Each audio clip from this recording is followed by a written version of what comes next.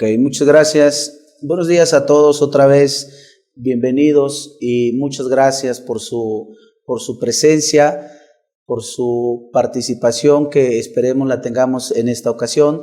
Vamos a platicar sobre la declaración anual de riesgos de trabajo que presentamos en el mes de febrero del 2018 ante el Seguro Social.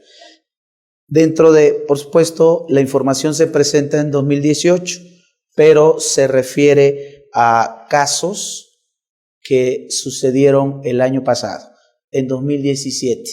No es nada más el hecho de presentar la declaración, sino también el revisar cuál es el impacto que tiene en cuanto a el seguro de riesgos de trabajo para la compañía, en donde la propia ley del Seguro Social establece que como resultado de esto que le llama técnicamente siniestralidad, como resultado de la siniestralidad podría incrementarse la prima de riesgo respecto a lo que traíamos el año anterior, máximo en un punto, o en su defecto disminuirla igual en máximo un punto.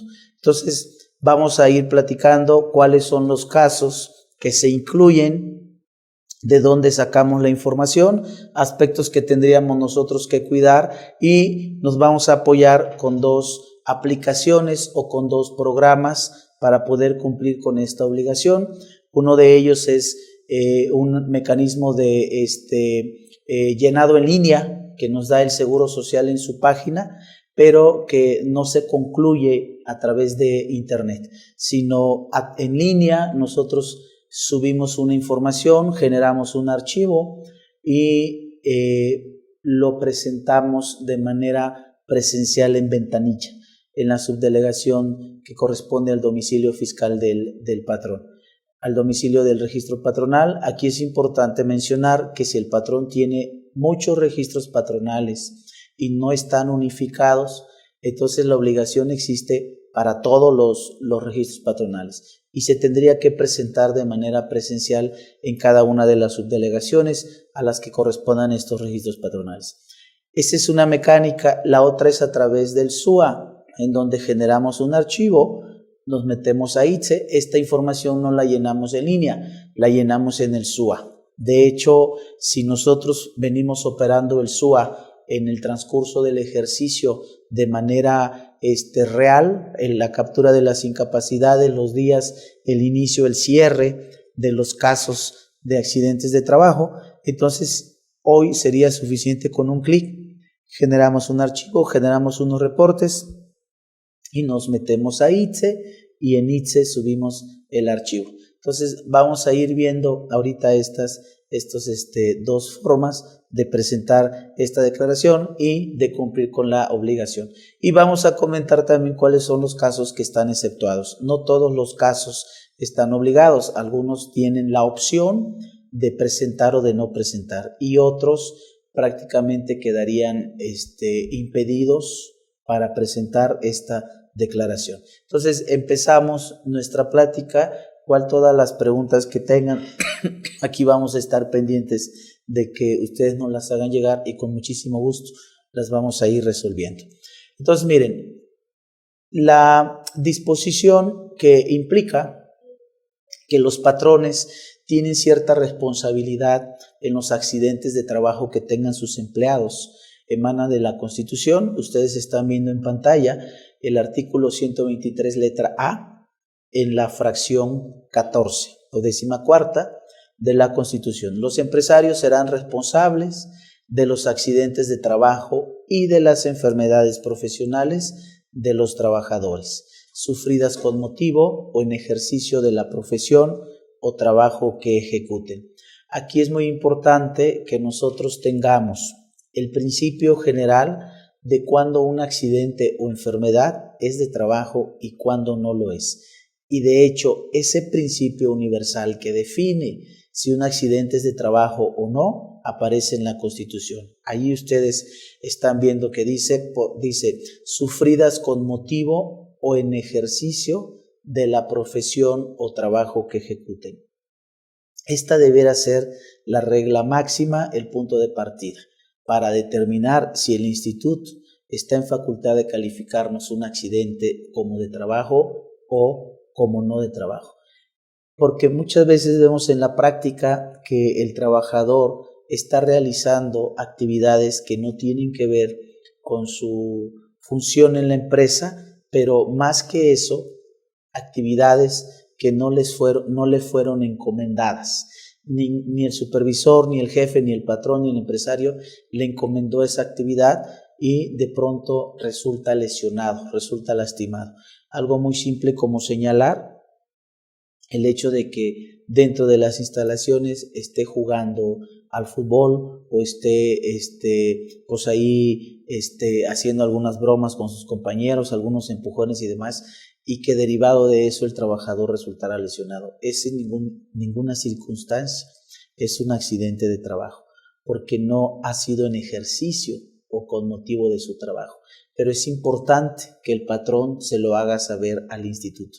Y la forma en que el patrón se lo hace saber al instituto o al médico es a través del llenado del formato ST7.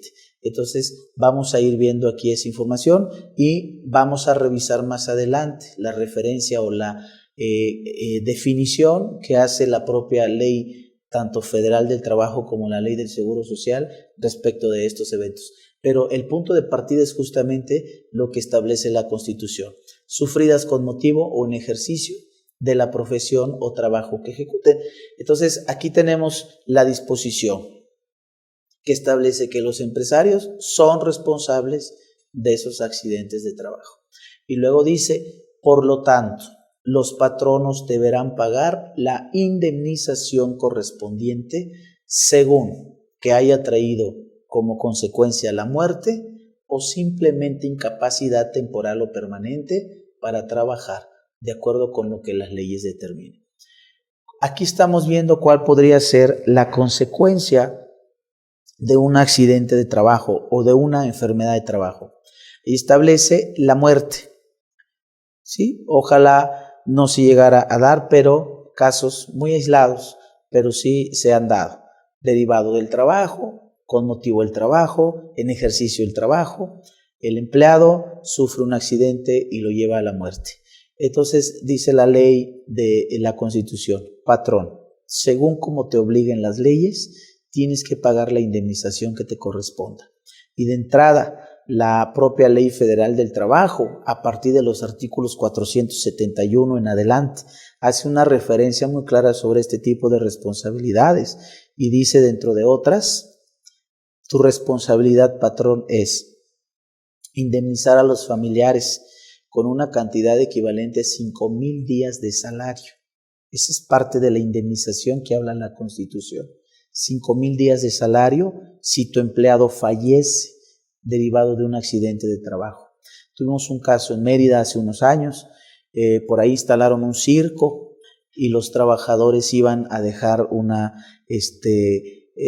valores, iban a entregar unos valores a unos clientes y pasaron por el lugar a donde estaba instalado el circo. Hubieron unos problemas con los animales del circo y bueno, tuvieron un accidente, los llevó a la muerte. Y entonces aquí dice la ley, la Constitución, patrón, tú tienes que indemnizar según te digan las leyes. Afortunadamente en ese entonces para el patrón, la ley decía, le vas a indemnizar con 730, 2 años de salario. A partir de la reforma laboral del 2012, la ley dice 5,000 días de salario, más de 10 años de salario del trabajador. Obviamente tiene un tope y es el mismo que se establece para el pago de la prima de antigüedad.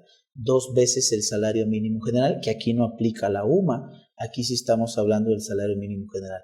Pero imagínense, estamos hablando aproximadamente 200 pesos, 170 pesos aproximadamente, que el patrón tendría que indemnizar a los familiares, a los beneficiarios del trabajador por esa defunción. Aquí estamos muy claros, siempre y cuando sea una defunción, una muerte derivado del trabajo, es decir, por accidente o enfermedad de trabajo. Si es otra causa, ahí el patrón no tendría esa responsabilidad. Pero también dice, según que traiga como consecuencia la muerte o simplemente incapacidad temporal. Esta es la más típica. La que todos conocemos. El empleado tuvo un accidente, iba a su locker, va subiendo las escaleras, tiene un resbalón y se fractura. Entonces esto le provoca que tenga que estar 1 mes, 2 meses, 3 meses incapacitado para trabajar. Entonces dice la Ley Federal del Trabajo, esa es una incapacidad temporal derivado del trabajo. Todos esos días que tu trabajador no pueda trabajar, tú le sigues pagando su salario como si efectivamente estuviera trabajando. Entonces ahí está parte de la indemnización que habla la Constitución. Y ya no digamos una incapacidad permanente. No le produjo la muerte, afortunadamente, pero desafortunadamente tampoco es una incapacidad temporal. Le tuvieron que amputar la mano, perdió la pierna, etc. Es una incapacidad permanente. Ya no va a recuperar esa parte de su cuerpo. Eso tiene un costo para el patrón. Antes en la Ley Federal del Trabajo se establecía en un artículo el 514. Si ustedes toman la Ley Federal del Trabajo del 2011, antes de la reforma el 1 de diciembre del 2012, si ustedes toman la Ley Federal del Trabajo, el artículo 514, ahí establece una tabla de porcentajes de incapacidad permanente. Si pierdes un dedo, el 10%, si pierdes 2 dedos, el 20%, pero si esos 2 dedos son el pulgar y el índice prácticamente es toda la mano, es un 35%, si pierdes toda la mano, un 55%. Entonces, de acuerdo a la pérdida que sufre el trabajador de parte de su cuerpo, es el porcentaje. Entonces dice la ley, la Constitución, patrón, a ti te toca pagar esa indemnización. Y otras que establecen las leyes, por ejemplo, la Ley Federal del Trabajo también establece que el patrón pagará a los beneficiarios del trabajador el equivalente a 2 meses de salario por concepto de gastos de funeral, ayuda para gastos de funeral.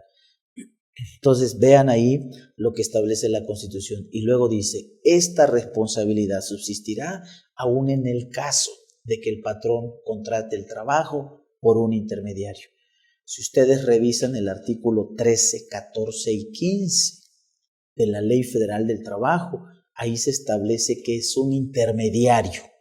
Y dice que un intermediario es aquel que contrata uno o varios trabajadores para que presten servicios a un patrón. Esta definición de intermediario es lo que muchas veces en la práctica le llamamos malamente un esquema de outsourcing. Ahí dice la ley, no, tú no eres, fíjense, en los esquemas hoy de outsourcing que existen en muchas empresas en donde inclusive dejan de ser un outsourcing y se convierte en un insourcing. El mismo grupo de empresas crea una empresa para que contrate al personal y le llaman la pagadora, la administradora de la nómina, la que maneja el personal, pero no tiene ningún activo, no tiene ningún elemento con el que el empleado pueda realizar el trabajo. Y también sucede en grupos que no son parte de un insourcing, sino de un outsourcing. Yo recurro a una empresa para que me contrate a una secretaria y la secretaria está prestándome el servicio a mí, pero el escritorio, el teléfono, el conmutador, todos esos equipos de trabajo yo se lo proveo, no el que le llamo un outsourcing. Yo le proveo todo ese equipo. Entonces dicen las tesis, dice la misma Ley Federal del Trabajo, a ver, tú que contrataste a la secretaria no eres patrón, tú eres un intermediario. El patrón es el que está recibiendo el beneficio. Y entonces, en cuanto a riesgos de trabajo, deja muy clarito la Constitución. No hay por qué dar tanto brinco. En esos esquemas malamente llamados de outsourcing, en donde lo único que se provee es al personal, pero todas las herramientas de trabajo las da el patrón beneficiario de los trabajos, de las actividades del personal. La Ley Federal de Trabajo, al que está en medio y que nosotros le llamamos outsourcing, le llama intermediario. Aquí el patrón realmente es el que está recibiendo el beneficio. Y sobre esto la Constitución dice, en accidentes de trabajo, en donde intervenga un intermediario, el responsable es el que está recibiendo el beneficio del trabajo. Entonces, aquí está pues claramente, subsistirá en el caso de que el patrón contrate el trabajo por intermediario. Vean, le llama el patrono, o sea, al otro le llama intermediario. Entonces, dice además, el hecho de que tú seas responsable patrón no quiere decir que vas a descuidar la seguridad industrial en tu negocio, que tus empleados van a estar expuestos a condiciones altamente riesgosas, altamente peligrosas. No, tienes que implementar también los mecanismos para que tu trabajador tenga esa integridad salvaguardada. La misma Constitución en un numeral más adelante, de 123 a fracción 15, dice, el patrón estará obligado a observar, de acuerdo con la naturaleza de su negociación, los preceptos legales sobre higiene y seguridad en las instalaciones de su establecimiento y adoptar las medidas adecuadas para prevenir accidentes en el uso de las máquinas, instrumentos, materiales de trabajo, así como organizar de tal manera que resulte la mayor garantía para la salud y la vida de los trabajadores y del producto de la concepción, en el caso de trabajadoras embarazadas. Las leyes contendrán al efecto las sanciones procedentes en cada caso. Aquí es muy delicado para el patrón no implementar las medidas necesarias para disminuir los accidentes de trabajo. Yo les recomiendo la lectura. Hay un reglamento de la Ley Federal del Trabajo que se llama Reglamento Federal de Seguridad y Salud en el Trabajo, que por cierto fue publicado en el 2014 y está vigente desde 2015, febrero del 2015. Chequen esos artículos del reglamento. No son muchos, es un reglamento de escasos artículos, pero ahí viene una serie de disposiciones que el patrón tiene que observar dentro de su negocio para disminuir los accidentes de trabajo. Aquí la Constitución dice, el hecho de que tú eres responsable de los accidentes no significa que vas a descuidar la seguridad de tus empleados, porque a lo mejor el patrón puede decir, sí, pues hay que ese accidente, al cabo yo pago. No, tienes que observar las medidas para disminuir al máximo los accidentes o inclusive las contingencias a los que tus empleados puedan estar expuestos. Y esto es severamente castigado, fíjense, al grado de que inclusive la propia Secretaría del Trabajo puede llegar y cerrar parcialmente el changarro o de manera total temporalmente, si es que el trabajador está demasiado expuesto. No puede permitir, y esto normalmente lo vemos en negocios, en empresas donde el riesgo es alto, por ejemplo constructoras, minas, donde inclusive la vida del trabajador está altamente expuesta. Puede llegar la Secretaría del Trabajo y cerrar temporalmente el changarro hasta que esta situación se subsane. Entonces dice, las leyes contendrán al efecto las sanciones procedentes en cada caso. Básicamente aquí hay dos sanciones fuertes para el patrón. Una es la multa económica, que puede llegar hasta 5,000 veces la UMA. Imagínense, estamos hablando ahí arriba de 500,000 pesos. En cuanto a la sanción económica que puede el patrón llegar a recibir. El problema de estas multas es que dice la Ley Federal del Trabajo, ustedes pueden revisar dos artículos, el 992 y el artículo 1002 de la Ley Federal del Trabajo. Ahí se establece que esta multa se aplicaría por cada trabajador afectado. Entonces imagínense un accidente en donde estén involucrados 10, 15, 8 trabajadores, hacer la multiplicación de hasta 5,000 veces la UMA de multa por cada trabajador. Entonces es una sanción fuerte económicamente para el patrón, que inclusive igual le puede conducir a prácticamente cerrar el changarro porque es impagable. Y la otra situación también que tiene que ver con dinero es la calificación del accidente como falta inexcusable del patrón.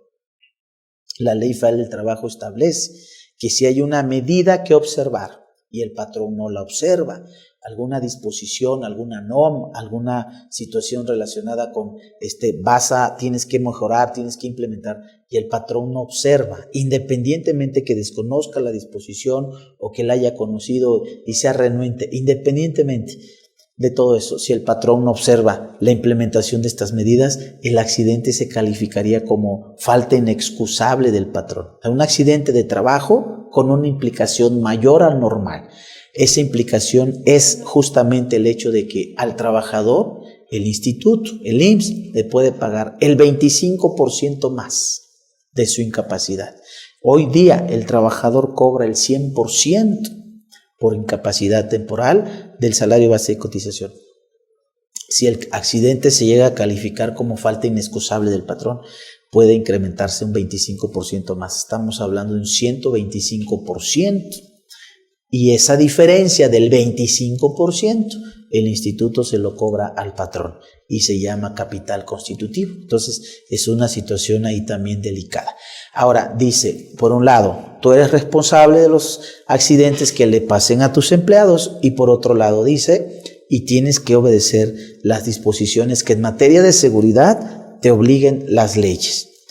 Entonces, fíjense aquí, alguien se pudiera preguntar, bueno, ¿y por qué en la práctica, si la Ley Federal del Trabajo dice que el patrón debe responder, por qué en la práctica el patrón no paga la indemnización? Yo les hablaba de 5,000 días de salario, equivalente para una beneficiario de un trabajador fallecido. ¿Por qué el patrón al final no paga estos importes? Porque la propia ley del Seguro Social lo exime, pero con una condición. Fíjense el artículo 53 de la Ley del Seguro Social. El patrón que haya asegurado a los trabajadores a su servicio contra riesgos de trabajo quedará relevado en los términos que señala esta ley, que es la Ley del Seguro Social, del cumplimiento de las obligaciones que sobre responsabilidad por esta clase de riesgo establece la Ley Federal del Trabajo. Patrón, todo a lo que te obligue la Ley Federal del Trabajo, no te preocupes, dice Seguro Social, yo lo pago, pero siempre y cuando lo hayas inscrito. Lo que decimos en la práctica, lo hayas dado de alta. Si no lo has dado de alta, entonces de todas formas, yo a tu trabajador le voy a pagar las indemnizaciones a que sea acreedor, pero patrón te lo voy a cobrar a ti vía capital constitutivo. Entonces aquí vemos una disposición que exime al patrón de la obligación de pagar esas indemnizaciones de las que hablábamos hace un rato, 2 meses de salario por concepto de ayuda para gastos de funeral, equivalente a 5,000 días de salario en caso de defunción, etcétera. El tiempo que tu empleado esté incapacitado para trabajar, tú tienes que seguirle pagando el salario. Esas indemnizaciones, dice la ley del Seguro Social, yo te eximo, patrón, siempre y cuando lo hayas afiliado. Y aquí eso se llama técnicamente, en el marco jurídico, subrogación, la figura de la subrogación. El IMSS se subroga. El IMSS no tiene que pagar esas obligaciones, pero bajo ciertas disposiciones de la ley, dice el IMSS, yo lo pago por ti, patrón. Eso se llama subrogación.